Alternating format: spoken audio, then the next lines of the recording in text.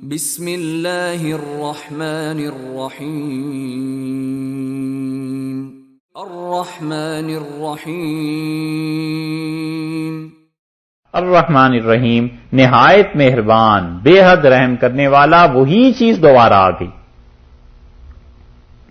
حنفی فقہا کے نزدیک اور مالکی فقہا کے نزدیک یہ جو بسم اللہ ہے نا سورہ فاتحہ سے پہلے آپ نے پڑھی، وہ کہتے ہیں کہ یہ کسی سورت کا بھی حصہ نہیں.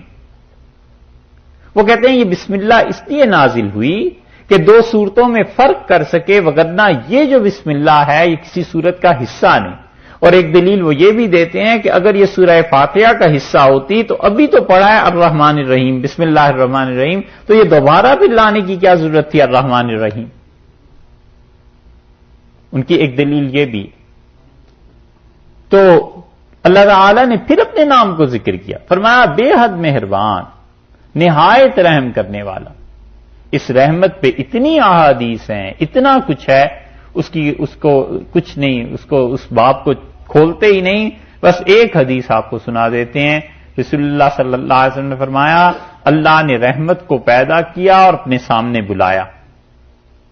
یہ جتنی چیزیں ہیں نا، رحمت ہے، عزت ہے، محبت ہے، یہ سب عالم غیب میں ان کے جسم تھے، خدا نے ان سے باتیں کی ہیں. تو رحمت کو اللہ نے پیدا کر کے اپنے سامنے بلایا، اسے کہا ہم تمہیں دنیا میں بھیجیں گے. تو اس نے کہا پروردگار مجھے نہ بھیج، یہ لوگ مجھ سے کام نہیں لیں گے. اللہ تعالی نے فرمایا جو رحمت تجھ سے کام نہیں لے گا ہم اسے جہنم میں ڈال دیں گے. اور اللہ نے اس کے 100 ٹکڑے کیے، ذبح کیا اس کو اور اس کے 100 ٹکڑے کر کے دنیا میں بھیجا. اور رسول اللہ صلی اللہ علیہ وسلم وہ ایک حصہ اللہ نے تقسیم کیا ہے اس وقت سے جب یہ دنیا بنی تھی اس وقت تک کے لیے جب قیامت آ جائے. حتیٰ کہ تم مرغی کو دیکھتے ہو، جانور کو اس کا پنجہ اپنے بچے پر پڑ جاتا ہے تو وہ فوراً اٹھا لیتا ہے، یہ اس ایک حصے کا اثر ہے. اور 99 حصے اللہ نے اپنے پاس رکھے اور کہا ہم ان سے قیامت کے دن کام لیں گے. اتنی وسیع رحمت ہے اللہ، کوئی حد ہے.